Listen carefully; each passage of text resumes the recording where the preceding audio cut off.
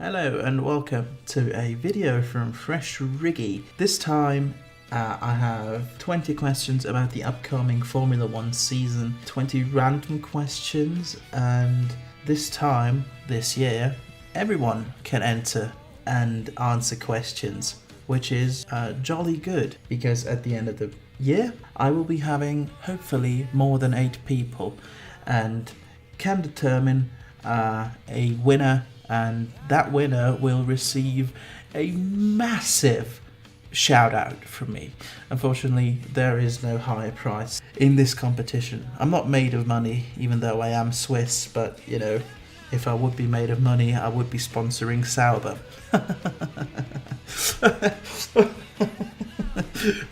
Jokes aside, let's start with the first question right away. I will run you through the 20 questions right now, and I will give you my answer as well.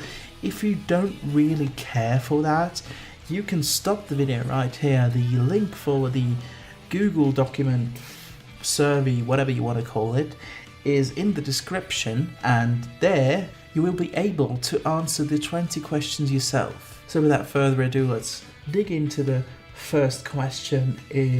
That one is, which team will use the highest amount of engine components throughout the year? That counts for both cars. All components count: turbo, ICE, ECU, MDUK, MDUH, whatever else there is. I will add the total of components used from both cars, and whichever team has the highest amount wins. Oh well, it doesn't win, but that will be the correct answer for this question. Question number 2. In how many races will the intermediate tyres be used? Now, if you're not aware, intermediate tyres are used on damp circuits and light rain surfaces. They haven't really been used all that much in the recent years. My answer is 3 races. My answer for the first question, by the way, because I haven't said it, was McLaren. Question number 3. What will McLaren's best race result be? I still don't think they have enough pace for a podium. A lot would have to go their way for them to get a podium. I think a 5th place will be their best result. Question number 4. Who will be the first driver to retire in the season? Last year that was Grosjean with an engine failure. There were no crashes that knocked drivers out of the race in the first few laps, and I think my answer for this one is going to be Lance Stroll. Question number 5. How many teams will get a podium finish? Last year that was quite a dull affair. We only ever saw Mercedes, Red Bull and Ferrari drivers on the podium, except for Azerbaijan, of course, where we saw Lance Stroll, and that was a bit disappointing and a bit dull, to be honest. So I thought it was rather dull. I'd love to see more teams on the podium, so I'm going to go with 5 this year. 5 teams. I hope, I mean, if we're hoping, I hope for 10 teams on the podium. That would be something, but realistically, I think 5 could be a realistic target. Question number 6. Who will crash out of races the most? I selected Kevin Magnussen for this one. I don't really know why. In hindsight, I would have probably picked someone else, but he just seems a bit crash-born. He caused a crash in Brazil, crashed out in Australia. My answer is him. I hope he proves me wrong, of course. I like K-Mag a lot. But question number 7. How long will the longest winning streak of one driver be? That means how many races in a row will someone win throughout the season? Now, last year I think it was 3. Hamilton won 3 in a row, and I think this year 3 in a row is also going to happen again. Don't know who by, but 3 races in a row sounds alright to me. Question number 8. Which driver will have the best qualifying record against their teammate? So who will beat their teammate most in qualifying? And my answer for this is Charles Leclerc, just because, you know, he was very good in Formula 2 last year. Of course, Ericsson, not really the highest rated driver on the grid. Wouldn't it be cool if Ericsson proved us all wrong and ended up actually beating Charles Leclerc in the qualifying record, which that would be quite a feat for him. But realistically, I think Charles Leclerc has very good chances of beating Ericsson. Question number 9. What would be the most entertaining race of the season? Now, for this question, shout out to racefans.net, Keith Collentine. He has this website, a blog, whatever, racefans.net. It used to be F1 Fanatic until recently. And he always has a poll for every race where you can rate the race from 1 to 10. And I will be using those polls to determine the correct answer to this question. My answer for that question is the Canadian Grand Prix. Question number 10. At which race will the Drivers' Championship be mathematically over? Last year that was in Mexico, which it was 2 races before the end. This year I think it will happen in the penultimate race, the Brazilian Grand Prix. So that's the 20th race of the season.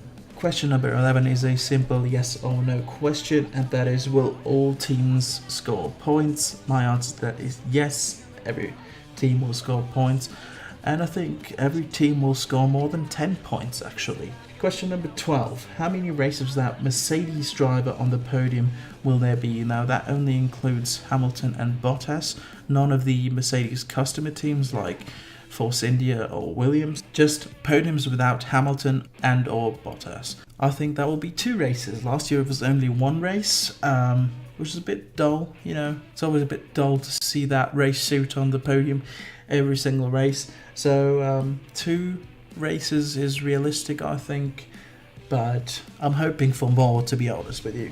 Which driver will have the highest amount of driver error penalties at the end of the year?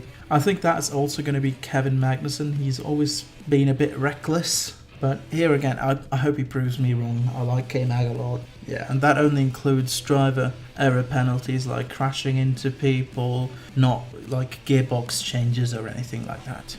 Question number 14. Who will win the Monaco Grand Prix? That's a simple question really, and my pick is Valtteri Bottas. Question number 15. Who will score more points? McLaren or Renault? Now this is a question I've put some thought in. At first I was going to put McLaren or Toro Rosso, but it just seemed a bit... I think Toro Rosso is still not there pace-wise, because let's face it, Honda's a bit behind on development. They may have fixed the reliability, but have they fixed the performance?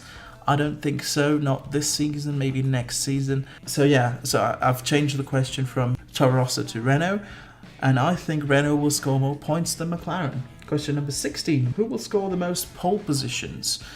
That I think is going to be Hamilton again. He did it the last 2 years, so no reason why he can't do it this year.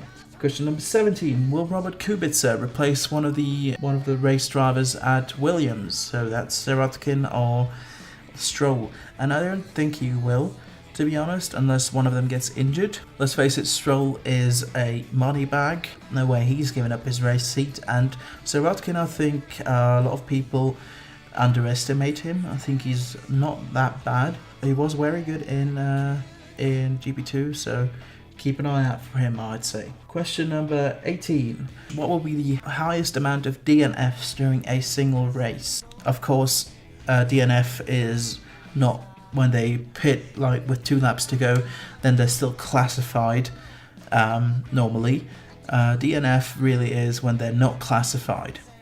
So I think that will be 7 DNFs, and I don't know where it will happen.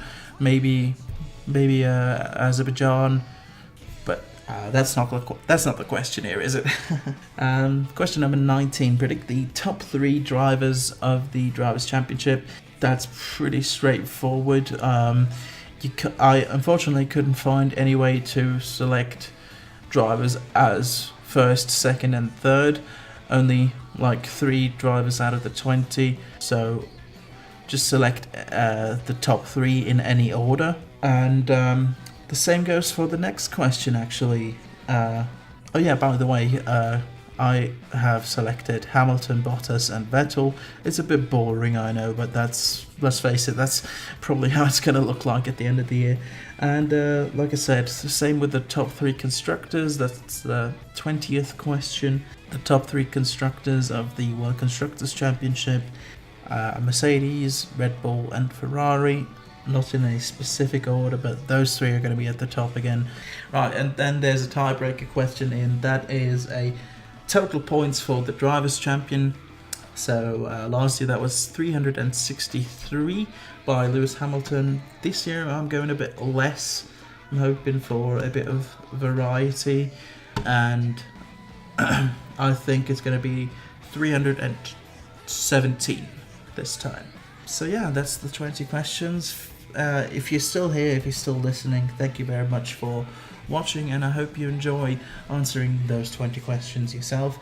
Like I said, at the end of the year I will post a video for the results, and if you have scored the most amount of points, I will give you a shout out. And yeah, that's basically it. Thank you very much for watching, and goodbye.